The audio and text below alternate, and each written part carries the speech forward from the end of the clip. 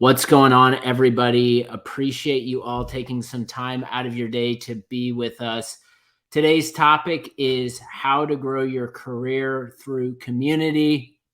This is a topic that I've been looking forward to hosting this event ever since we started promoting it.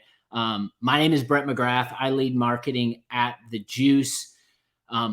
We decided on this topic because I think career progress is a process, and we have learned that communities help make that experience better. So in putting this event on, we decided to curate some speakers that are community leaders from some of our favorite groups and communities that we're learning from. If you have not attended any of our events in the past, it's going to be super conversational. We don't show a bunch of slides. We just talk. And hopefully in those conversations, you all learn something. What's up, Steve? Already seeing the chat rolling. Appreciate you being here. I'm going to start here by just introducing today's guests. So I've got Jimmy Daly, who's the CEO and co-founder at Superpath. Superpath was the first group that I joined, or community that I joined, when I started in my role at the Juice. And what's really cool about Superpath is that it's focused on elevating a role, and that role is the content marketer. I have been a member ever since for the last 2.5 years. I get tons of value. I love how it elevates the role of the content marketer. I'm going to be talking with Jimmy around participating in community around a specific role. I've also got Nick Bennett. Nick probably doesn't need much of an introduction. If you are on LinkedIn in the B2B SaaS space, likely you have seen one of Nick's posts. He's constantly dropping tons of value, regularly building community around it. He started a new business that I'm fired up about called TACK.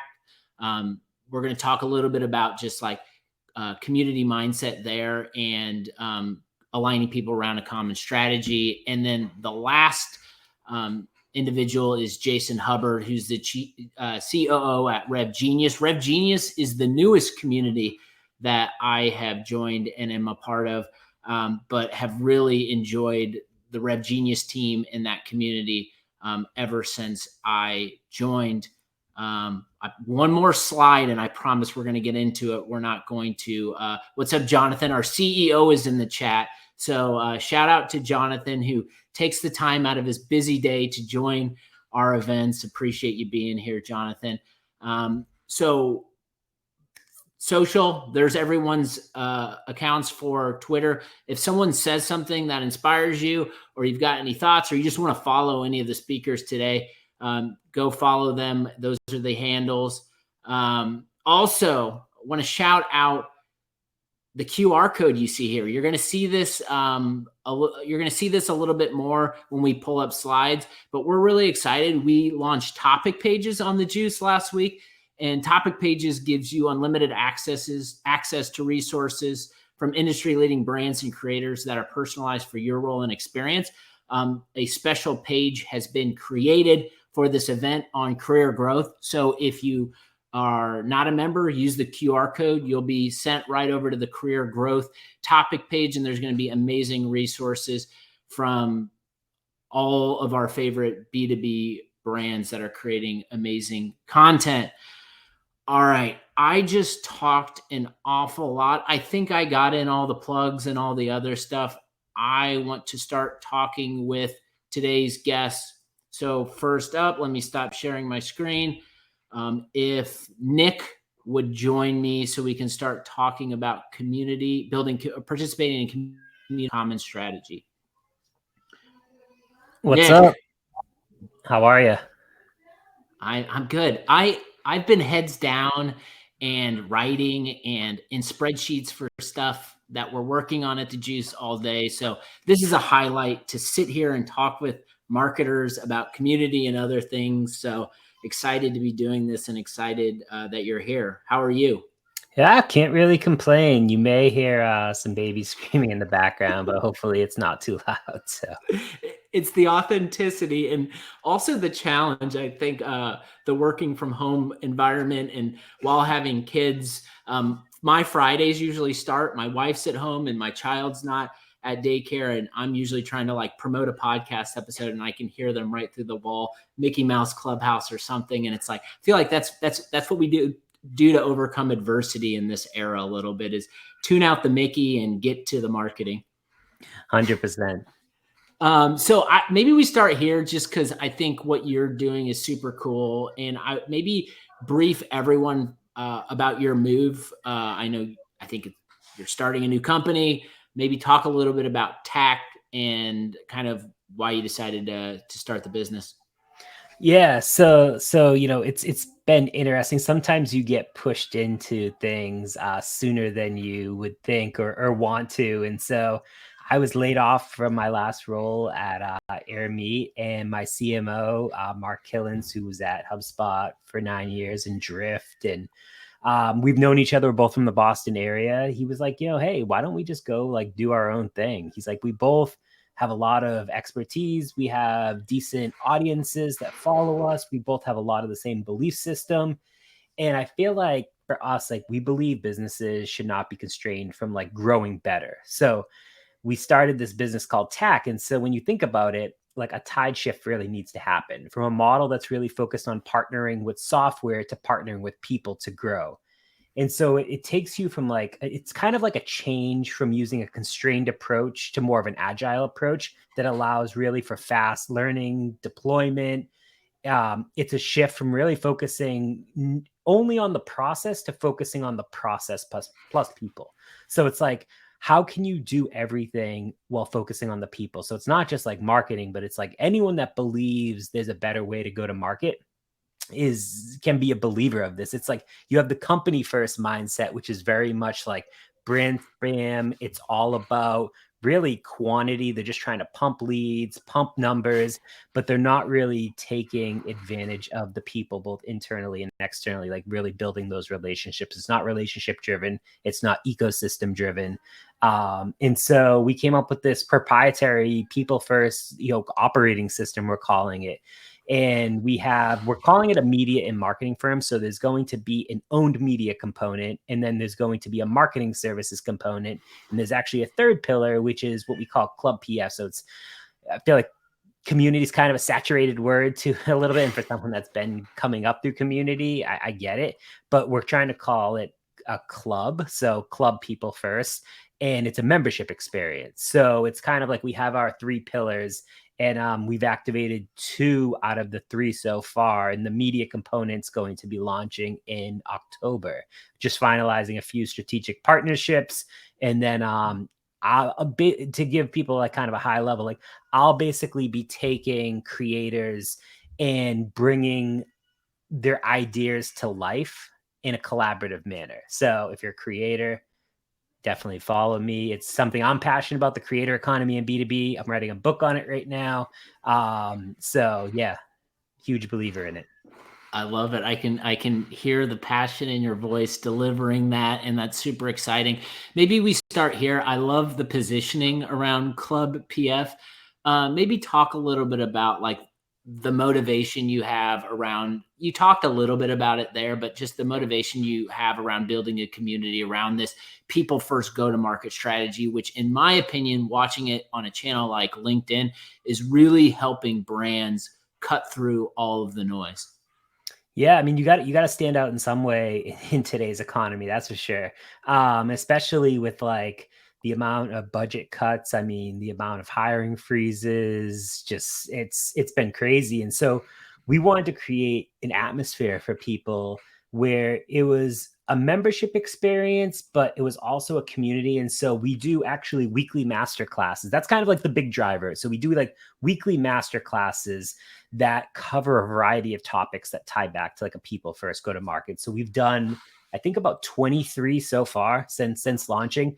We do them weekly, and then we have like the on-demand version. We chop them up, basically distribute at scale that way. And then we do a big monthly event on top of that.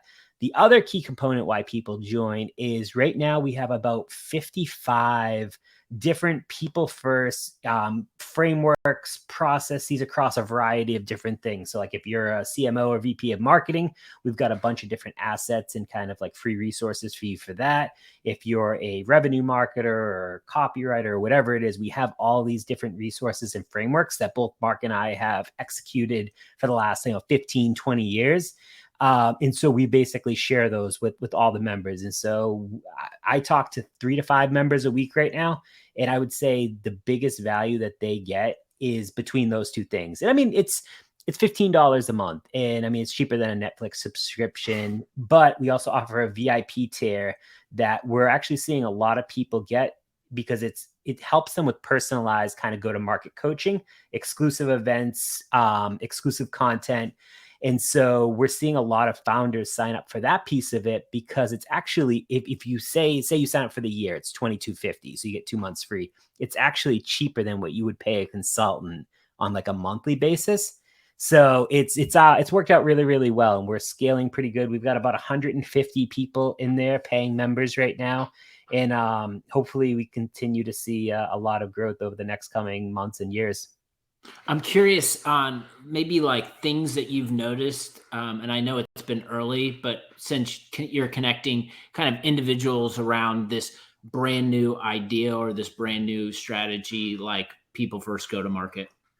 Yeah, I mean, I feel like it's always been there. Like, people are believers of like, people always say like human to human, H to H. And it's like, people get it. They just like, listen, like my company's not bought in, or like our leadership team doesn't really get this. They're running the same old playbook. It's more of like educating to a certain degree. And it's just like any type of like niche kind of market that you're in, like you have to do a lot of education on like why this is important. So we built like a flywheel, which I've posted. It's on our website. I've posted a bunch of places before, but the flywheel kind of talks about how to create, capture, and convert demand, and then how the partner ecosystem overlays the whole thing. And then you got community, you've got all these other pieces that fall under it, and then you've got the offers. So we've tried to articulate like how we see a people first channel and offer perspective in like one little flywheel. We built out, I posted about this I think yesterday, but I posted kind of like a maturity model that we're building on how we see people first channels moving forward. And so we've built kind of like, I know usually it's like 1 to 5, but like we built 1 to 3 so far across 3 different aspects of it. And we're going to continue to evolve off that. And we've actually, one thing we're seeing a huge value driver for educating is we built this people first workbook. So like, hey, if you want to get started, what does people first actually mean to my business? We just released version 2 of it. So it's like a free workbook on our website. You just download it, pop in your email. And it's like 30 something pages on like how to get started from scratch, basically.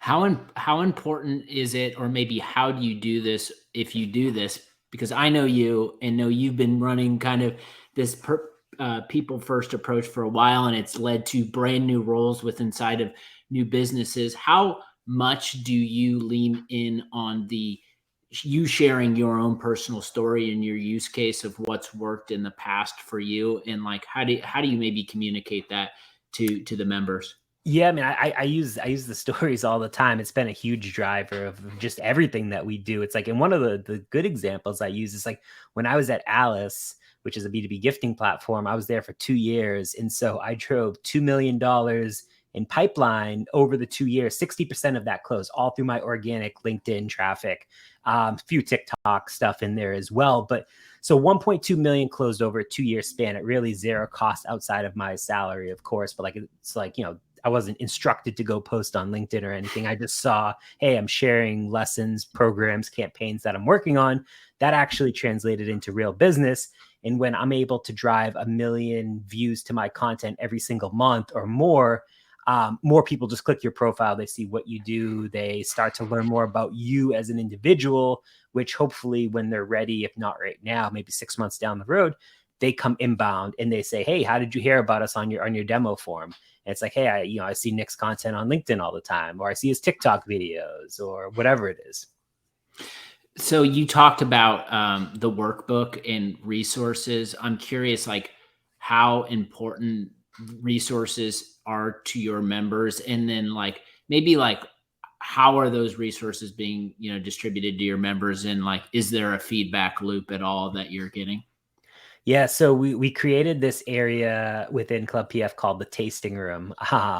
And so basically that's where we keep all of our frameworks, all of our master classes, all of basically any type of like framework, process, video, whatever it is, like they have access to it at all times. Plus they have a Google Drive folder on top of that.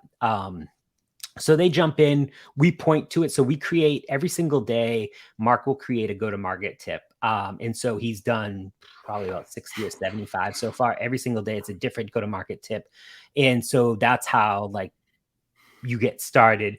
A lot of his tips will also be like, hey, you know, go check out this framework or go check out this type of template that we've built that relates to the go-to-market tip of the day. So it's like people can kind of correlate, all right, cool, you have all these frameworks and stuff, but I just maybe don't know how to use them.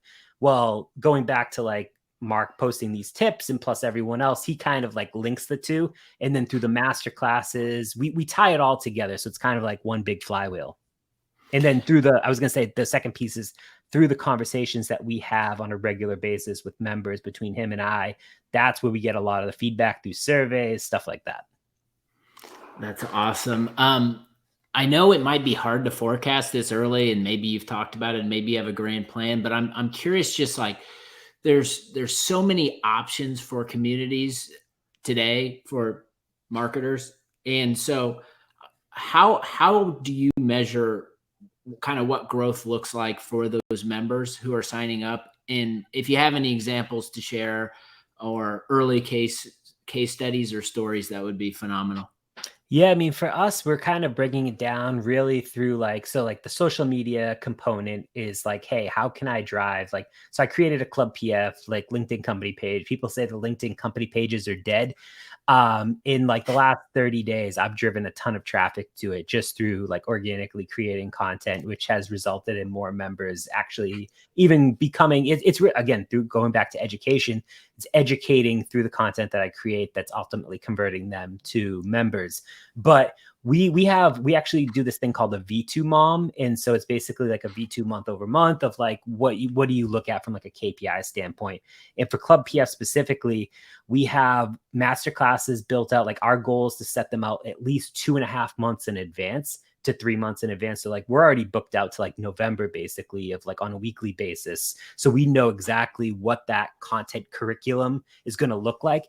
And our goal, which is probably going to be later this year, is to take all of those master classes and create basically courses from them. So like, here's a customer, like, or here's like a community growth course. And so it takes all the master classes and our own content that takes all the stuff. So members can basically just kind of comprehensively like take this one thing and learn a ton. But like we basically look at it from like, hey, how many VIP members are we looking to achieve? How many annual subscribers versus month to month do we want to see? What does the churn rate look like? Because yeah, we people pay for this. And so we want people who are invested, but we are seeing churn as well. And so every single person that churns, I actually reach out to them and I ask them why. And they give me, the feedback. Most time it's like, hey, it's a bandwidth perspective or time perspective. It's not really a money thing. It's like, listen, I just don't have the time to invest, especially if I'm paying for it. And then we do the same thing for like the social membership as well. And we just look at that month over month. Where do we see growth? Where do we see opportunities? Where do we see strategic partnerships that can help us grow, or referral programs or things like that? But our goal, hopefully by the end of the year, is to have over 400 members in there. So we have a long way to go, but we have a few ideas to kind of get there. Maybe before we close this out, I'm curious, just in your early observations, some traits that you have noticed from individuals that are active in your community, things that they're doing, maybe that when you're looking and analyzing what's happening, you're like, all right, if we could get a larger percentage of our members to do what this group is doing, then the likelihood of them gaining value and staying would increase. Like, what sort of things would that be that kind of your members are getting the most value from? Yeah, it's funny. I was talking to Mark about this morning. And so we see if you at least attend 1 to 2 masterclasses in your first month of being a member, you have like an 80% chance of like staying. The people that we see that are churning are basically people that sign up, they don't do anything, they don't even update their profile in that first month, and then they churn the month after because they don't invest the time to actually like attend a masterclass or check everything. And like, we use Mighty Networks for our like where everything is. You know, it's off from Slack. I'm used to Slack communities, things like that. And people have to go to another location to see it. But the analytics that they actually provide of like, hey, what are people checking out? How much are they engaging? What does that actually look like day over day, week over week, month over month is actually pretty incredible that we take a lot of that information that hopefully fuels our growth for moving things forward. But yeah, it's, you gotta, if we see 1 to 2 master classes from a person, they actually have a really good chance at kind of staying, because that's where the most value members have gotten, at least from what they've said. I'm really excited about the people first movement and also what you're doing at TACK. I appreciate you jumping on. We'll bring you back up at the end for some Q&A. Thanks so much, Nick. Thank you. I want to shout out some people here. Famelo from South Africa. We have an international audience on our hands here. So thank you so much for joining. Christina from Nashville, appreciate you joining too.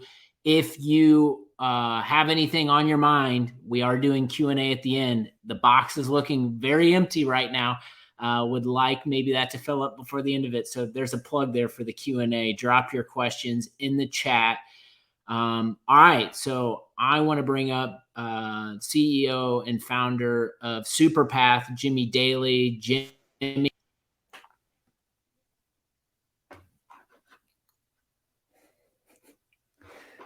Welcome to the stage. How's it going? How are you? Good. I'm happy to be here. Awesome. So I think I plugged it in the opening, but just for me and all of these communities and spaces, maybe this seems weird to hear this, but Superpath is like my longest withstanding community that I've been a part of. And it's just been, I don't know, the focus of it and just the fact that like you feel like when you're in there, the role of the content marketer feels like it's been underserved for so long. And it just, to see so many amazing content marketers come together and share best practices and everything else, through the Slack community, it's been awesome. And just like inspiring for me as someone who's working in a business that is trying to, elevate the role of content in general. So maybe like I've shared what I know and how Superpath makes me feel, but maybe like, for anyone out there who doesn't know, maybe share a little bit of background on like, why Superpath, what you're looking to accomplish on a regular basis, and maybe just like the origin story behind it. Yeah, for sure. Thank you. Also, that just made my day. I spun up Superpath in 2019. I would hardly consider that like a founding moment though, because I just saw this trend of Slack communities and didn't see one for content marketers and wanted a place where I could at least like send some invites out to friends in the industry where we could just stay in touch. And so we did that, and kind of right away it was off to the races. Like it became clear to me, honestly, within a couple of weeks that this was sorely needed, and that these people were they were really engaged. They were quite vulnerable. They were asking questions that I was kind of surprised about. Just like I talk to content marketers all the time, and like these are new questions. I haven't come across these before. Which kind of told me that like this stuff had been withheld because there wasn't a place to put it necessarily. So fast forward a year or so, and I had been thinking about, is there a business to be made here? Like there does seem to be like this professional development component to it. Could we add a job board? Could we add a paid version? Could we sell sponsorships? And put together this kind of insane business plan, which the first version included 12 different revenue sources, which was a little ambitious. I found out pretty quickly.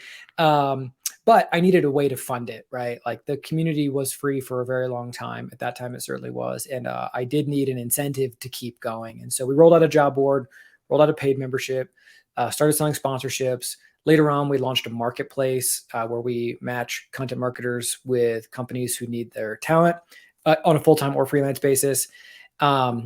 And gosh, I don't know, we acquired this website called helpab2bwriter.com, which is sort of like a Haro, like a niche Haro for B2B content marketers that I think will monetize at some point. And so there's a lot of irons in the fire these days, but it all kind of still has the same vibe as that like early 2019 version where there was literally 10 people in it. Where it's like, you know, it's a supportive environment. It's a safe space. People can ask real questions. They can get real answers. We even early on started using anonymity strategically so that people could like really open up if they needed to. We still do quite a bit of that. And so, yeah, it's been a great journey so far. And I'm really pleased that it still kind of maintains some of those sort of core elements that we sort of accidentally built in the first, you know, couple months of doing it. What kind of impact do you think the group has had in all of its iterations for the role specifically to the content marketer? I just in my observation, it just feels like for so long the content marketer didn't necessarily have a group to turn to level up or understand. Hey, how is that person getting from content marketer to director of marketing to VP of marketing? Like, I don't know how to do that, or that doesn't seem clear to me just in my role as just a content marketing manager. So that's like one thing I feel like there is like paths and there's different threads and active conversations on people telling stories about how they're elevating their role and resources behind it. But I'd love to hear from you just on the impact of the community from your seat on the role in general. Yeah, for sure. For sure. You know, I initially thought it would be much more focused on content strategy, but there's so much out there on content strategy already. If you want information, you can get it.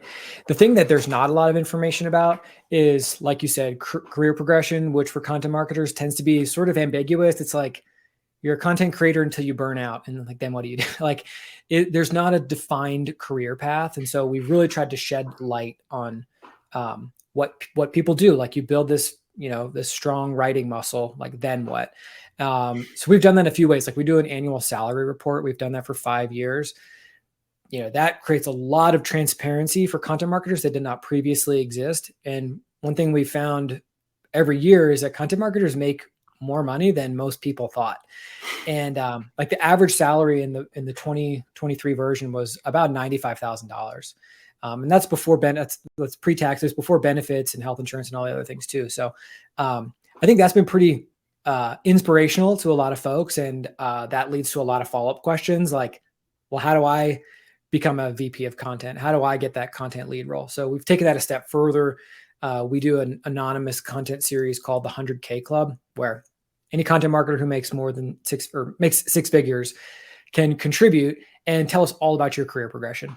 We ask for your salary every year that you've worked in content marketing. We ask, you know, what did you learn? Did you have a mentor? What did they teach you? And just try to like kind of unearth some of this stuff that it's out there, but it's just like, it's hard to get that information to people earlier in their careers who really need it.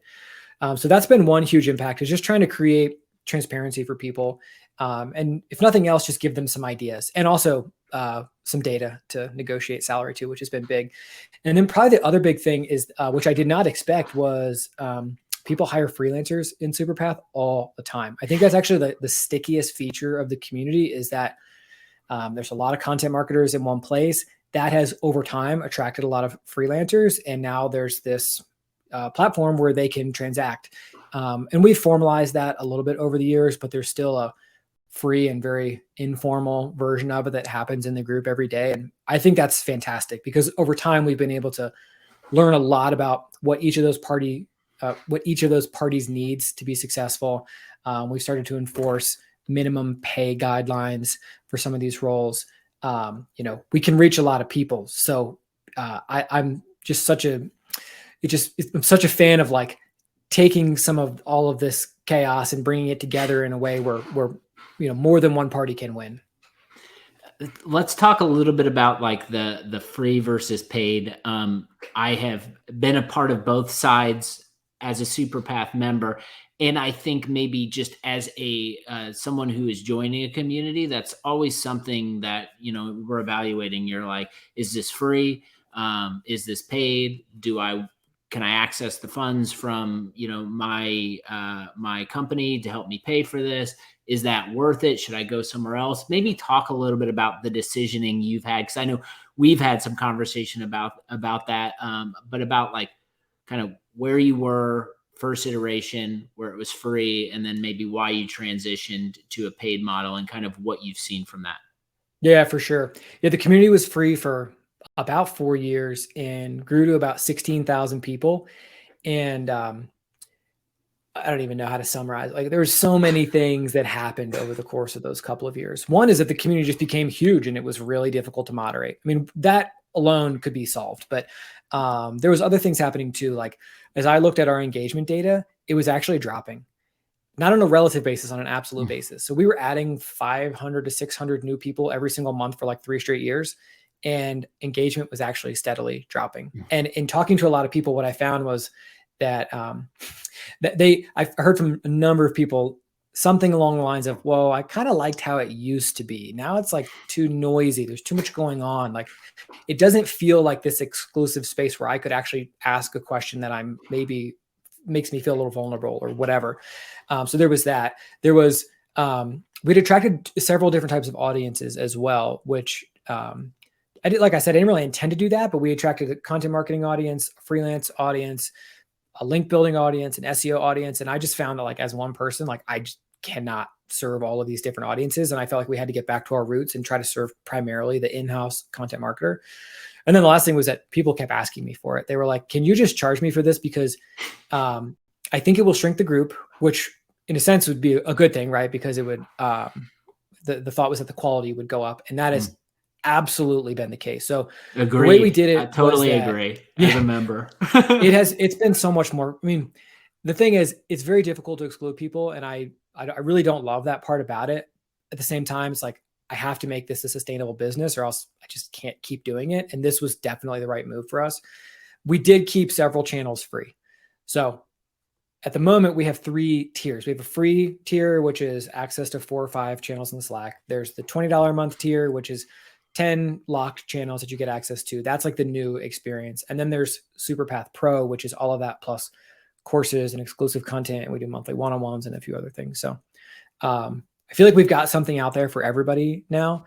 But this Slack transition has been a big one over the summer. It took us basically the entire summer to pull that off. But so far, it seems like totally the right move. The conversation quality has gone way up. It's easier to keep track of. Like, the questions are getting better and more interesting. So I'm glad we did it. I want to talk a little bit about the jobs of it all. I know a lot of marketers, especially, join communities to try to learn more about what roles exist outside of the one they're working in, whether they're not happy in their current role or they were just part of, rifts that are happening. So maybe talk a little bit about like how you've organized around that and the value members are getting, whether it's job boards, peer-to-peer networking. Maybe share some insight there. Yeah, for sure. For sure. The job board has been, I have found that the success of the job board is closely tied to the macroeconomic environment, right? Like, it's been a tough almost year now for our job board, which is a reflection of what's going on in SaaS more broadly, right? Like, over the spring in particular, we saw a ton of layoffs. A lot of content marketers were affected by that. The job board just totally dried up. It went from like, we were getting maybe 15 to 20 jobs a month to getting like 2. And so I tried all kinds of things like tweaking button colors and moving calls to action. Like, it turns out that wasn't really the problem. Like, the problem is just like, no one's hiring right now. We are seeing that open up a little bit. But I would say the thing that people probably get more value from is we have a career advice channel that is anonymous, or there's an option for it to be anonymous. So you can fill out a form and it will automatically post your questions. So you can say whatever you want, and you can like really lay out the situation that you're dealing with.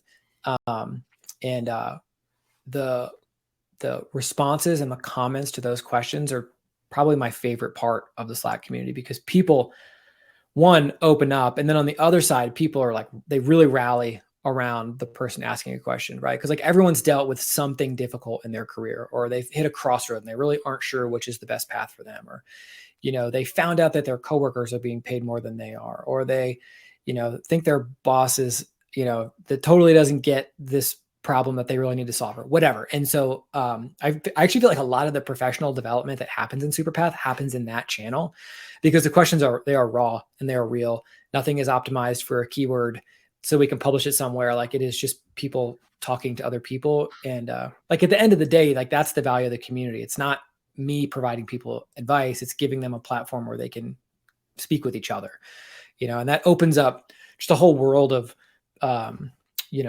encouragement and support and value that one person could just never provide. I want to maybe close it out with talking about just, you've touched on it a little bit, but just like the content and the content programming and aligning that with career growth. I've learned this just in working at the Juice, that it's really fun to create content for content people, but it's also like, it's really, you have to be very thoughtful and very mindful for it to resonate. And for those individuals to gain value from. So talk a little bit about like creating content for content people, especially when it aligns with kind of career growth. Yeah, that's a great question. We lean pretty heavily on user-generated content. And there's two reasons for that. One is that I think it fits our business model pretty well. Like, I did a lot of content for content marketers in my time at Animals, which is a content agency, and it was totally different. It was like very thought leadership-y. Content took forever to write. There's tons of research and interviews going into that type of thing.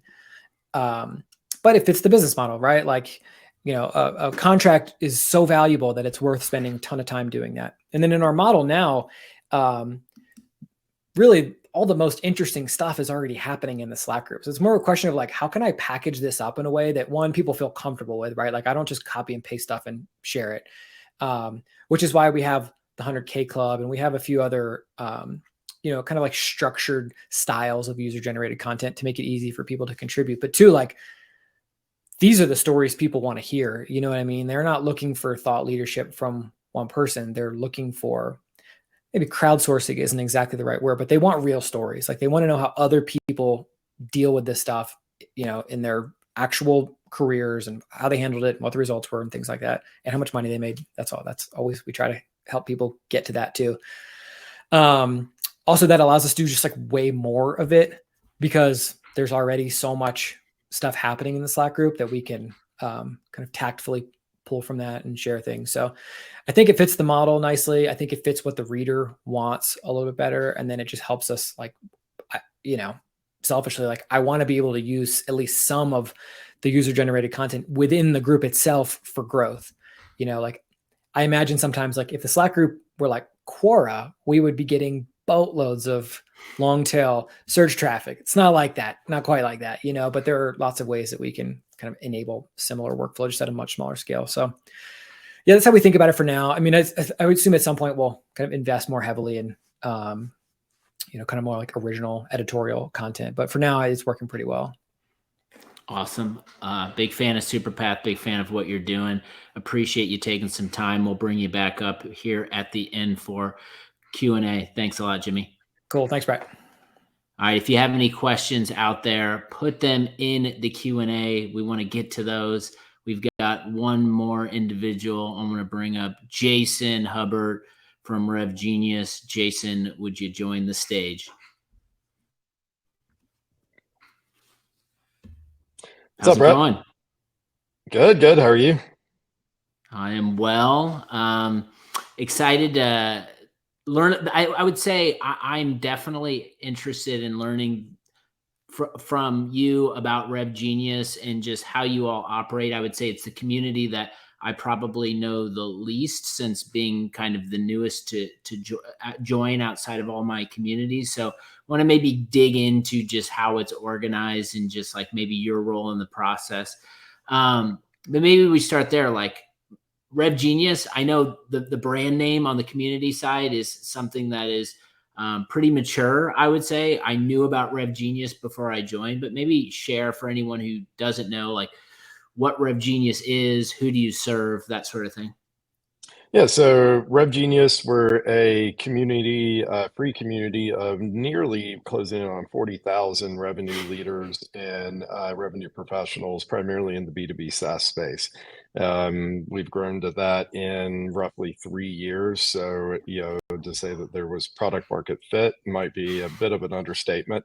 But Jared, our founder, whenever he looked at it at the time, three-ish years ago, there wasn't a free community in the space that you could really go and join. And in particular, go and join where you had individual contributors mixing in with leaders, VPs, C-suite, stuff like that. And so we saw a lot of value in bringing those together, as well as having it be cross-functional. So there were a lot of communities that were springing up. A lot of them were really focused on sales specifically or marketing specifically, and we saw a need for that cross-functional side of things, and that's carried on to today, where whenever we propose to the community, hey, would you rather have this be functionally isolated and where you've got you're surrounded by other marketers or other salespeople, whatever, or would you rather have it cross-functional? It's universally we hear we want it cross-functional, which speaks to kind of that need that's out there. All this begs the question: how do we actually make money and monetize the community? And we do it in a couple of different ways. So we heard the same feedback that Superpath was hearing of. As you get bigger, you lose a bit of that community. And so we heard that in particular around people at the leadership, VP and above level, because dirty little secret, all of us at that level are really kind of making this up as we go, but we don't really have anybody to go and talk to about that. You can't really go to your CEO or your investors, whatever, and be like, I don't know what the hell I'm doing. And you really don't want to go and talk to your direct reports about that. So it can be lonely at the top, and having a place where you can go and share that. And so we started what we call RevRoom, which is our exclusive for executives tier of that. That's a paid one, but our primary revenue stream is from selling partnership sponsorships of things like webinars, in-person events, newsletter sponsorships, things like that, which makes things interesting because you wind up having to thread the needle on supporting sponsors, partners, while also providing value for the community overall. And that's been a big focus of mine since I came in particular because I've spent most of my career in demand gen, growth, marketing roles. And so for most of my career, I've been in the shoes of the people that we're talking to on the partner side of things. And so I know what they're looking for. I know, the pitfalls on that side of things and stuff like that. And, it's given me kind of a unique ability to be able to align, what we're doing with RevGenius with the needs and goals of the community more broadly, as well as, being able to bring the goals of those partners in line with, actually growing and nurturing the vibrancy of that community. We'll shout out Nick because he said he's an OG RevGenius member. He sure and he's is. on there when there was 15 of them on LinkedIn. So it's grown quite a bit. It looks like Nick has been along for the ride. You mentioned kind of the cross-functional collaboration between role types inside the community. Maybe how do you ensure that that collaboration is streamlined? Maybe talk a little bit about the tactics behind getting members together and making sure that they're sharing valuable information and RevGenius is offering valuable information. Yeah, so some of it's tech enabled, some of it's really low tech. And on the low tech side of things, it's us being actively engaged as RevGenius employees within the community, tagging, calling out where somebody has asked something, made a comment, whatever, and we know, whether that's internal employees at RevGenius or people that we know in the community like Nick that are, subject matter experts and stuff like that. And, making sure that we bring in those people that are, that are going to be able to provide value. It's also where, I've really leaned in on the partner side of things and tried to start getting them more plugged in. So, instead of that being kind of a hush, we've got partners that we monetize this with and, having them be sort of hidden behind the scenes and that, they're generating leads from them.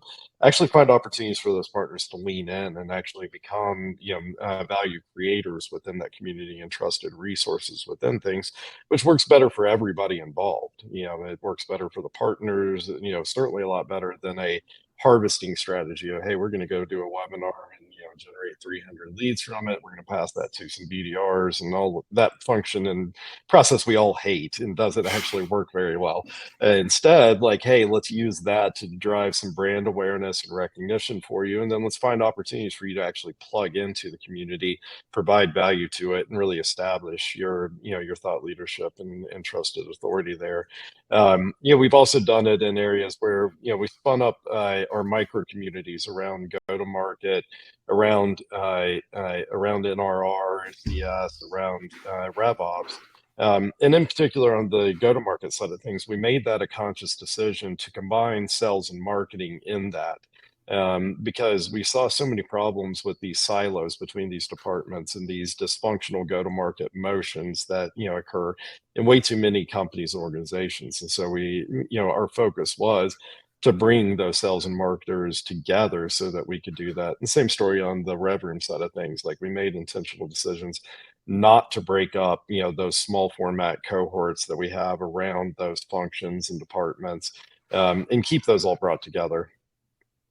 What do member-led initiatives look like with inside RevGenius? Like, what are maybe the most successful members that are getting the most value doing? And like, how are you on the community side tracking those things?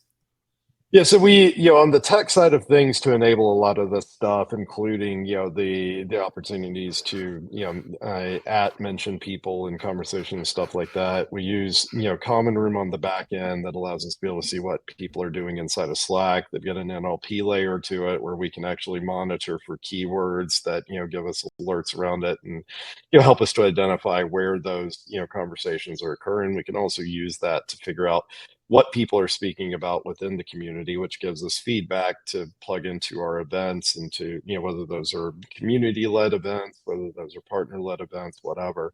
And so we use, the technology side of it to try and plug in and get, some feedback within it. Individually, whether that's a company, a partner, or just an individual member of the community, those that are most successful are those that like I was talking about, they establish themselves as a thought leader, as a trusted resource. They try and lean in and help people solve problems, answer questions that people have.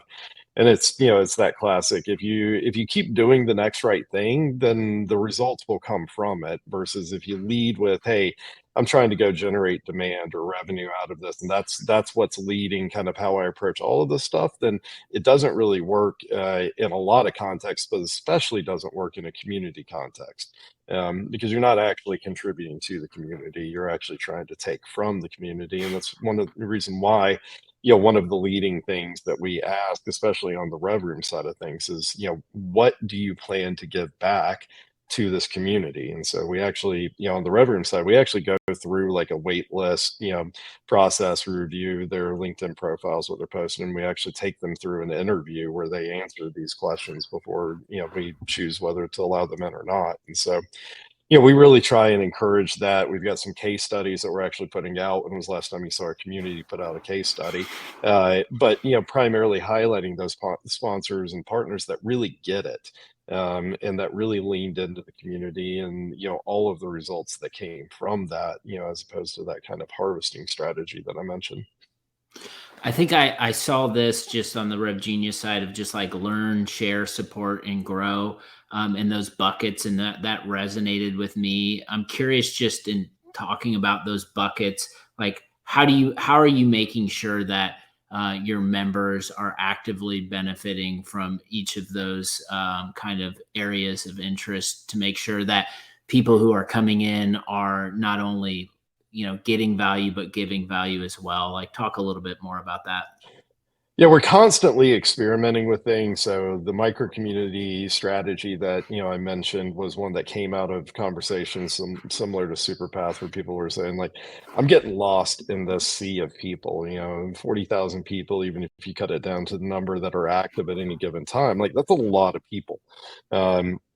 So we trimmed down the number of channels that we had. We really refocused them. We created some opportunities for some micro communities for people to gather around more specific things.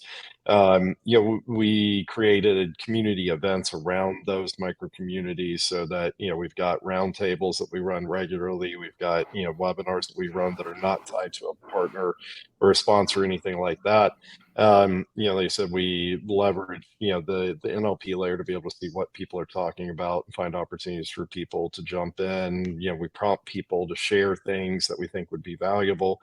And at the end of the day, we're bringing a B2B SaaS model kind of to all of this, where we try and optimize everything around the North Star metric of weekly active members. And so that gives us at a very, very high level a way for us to gauge the vibrancy of the community and how well we're doing, across the Slack instance as a whole, as well as individual channels, and be able to gauge, okay, we started this initiative, we tried playing around with this, tested whatever, did that actually move things in the right direction or not?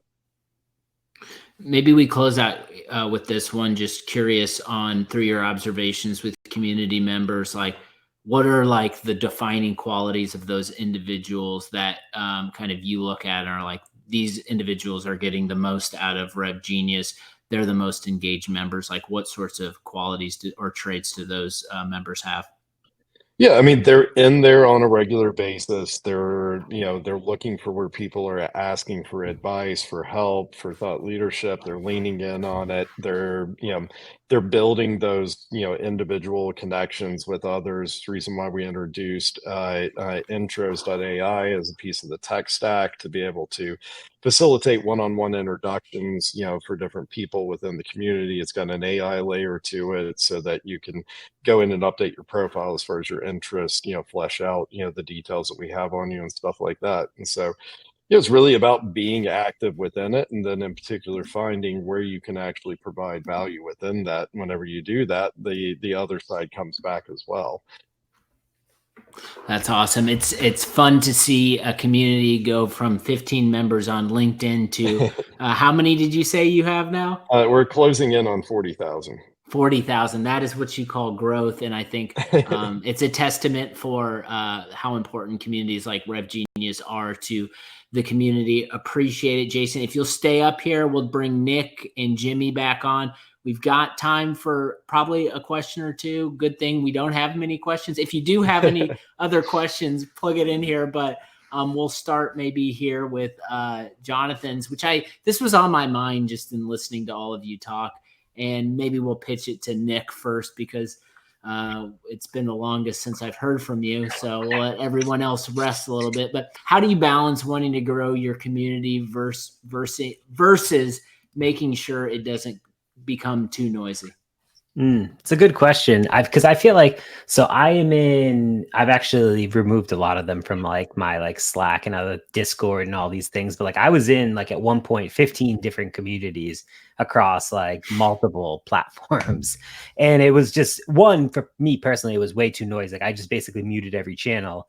And then I was like, well, I'm missing stuff. But like for us, that's part of the reason that we pay. Like we want people to feel invested into wanting to make this a successful kind of place. And like, we also don't want to grow at a point where it's like, we just can't keep up with it. Like we're cool. Like for us, this is, again, going back, like this is like one pillar of like the business, and like going to like a membership first kind of experience. Like we want to like handle that piece. We want to be able to help people. I guess if you think of it from a funnel, like the media component's top of funnel for us, this membership component is like that middle of funnel, which converts to like basically consulting at the third piece. So we're trying to like walk through that whole thing from start to finish.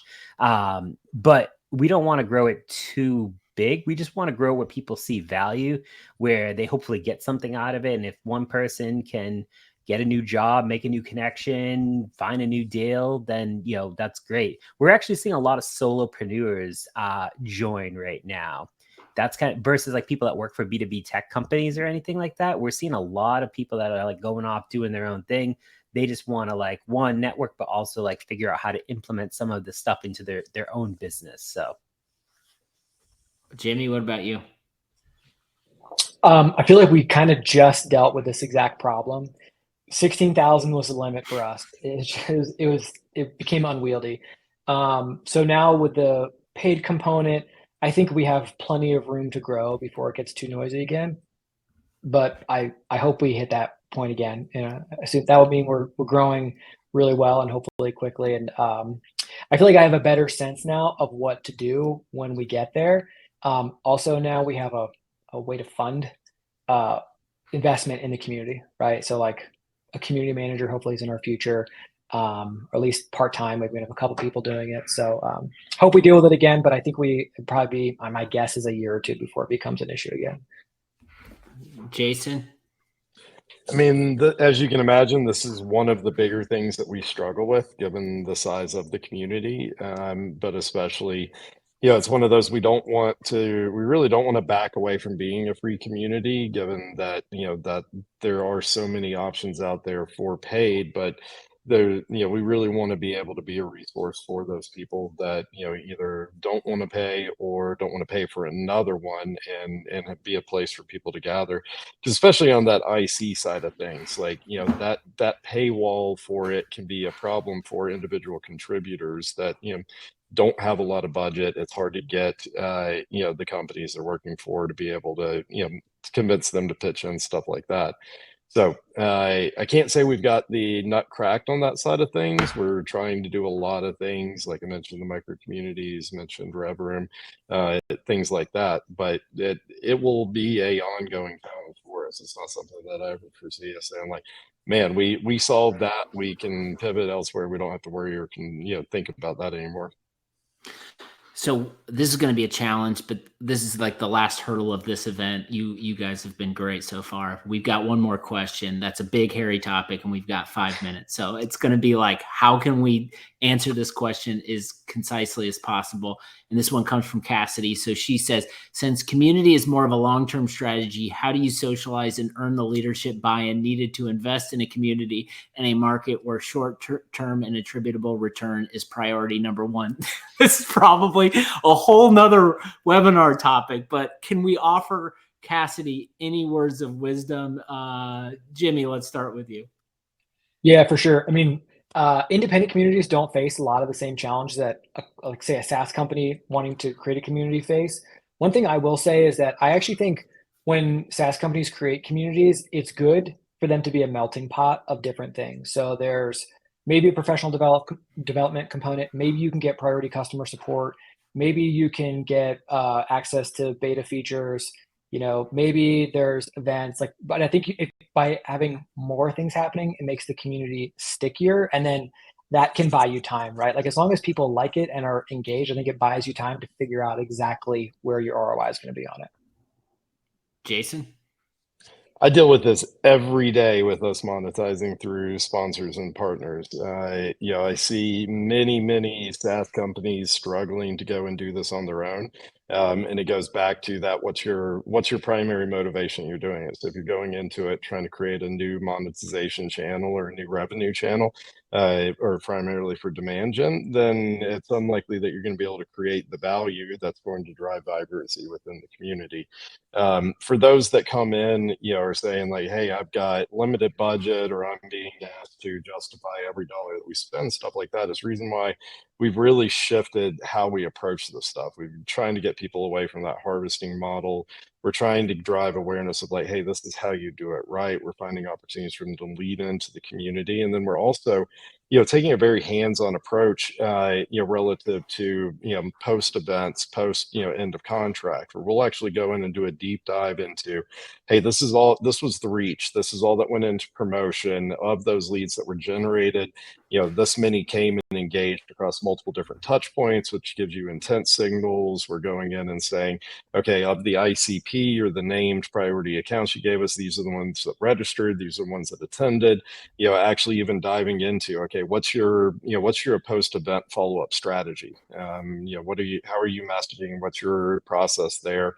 What are you doing with that? Finding opportunities to be able to actually provide some guidance on that and lean in. And so that's been the big one for us. Nick, close us out in less than a minute. Yeah, we're actually about to bring on a client that's a publicly traded company that wants to do this exact thing. And we've built out the entire strategy for them, got leadership buy-in. We're running it as a customer community first that will deliver, meaningful, basically upsell kind of retention, which will impact the business results. But there's also a long-term strategy of like, how do we like tie in prospects to this? But we've laid out kind of like a 6-month plan that will help us get there. And once we showed it to the CMO and CEO, they were like bought in. So we'll have to have you back on to talk about it. That sounds incredible. Hopefully everyone out there got value from this conversation. I know I did. Nick, Jimmy, Jason, thank you so much for your time. Everyone else out there, appreciate your time. Check out the career growth topic page that we built specifically for you attending this. Just hit the QR code. We'll be doing more events here at the Juice. We won't stop doing them. So appreciate you all showing up. You all take care of yourself, and we'll talk to you soon. Thanks so much, Brett. Take care.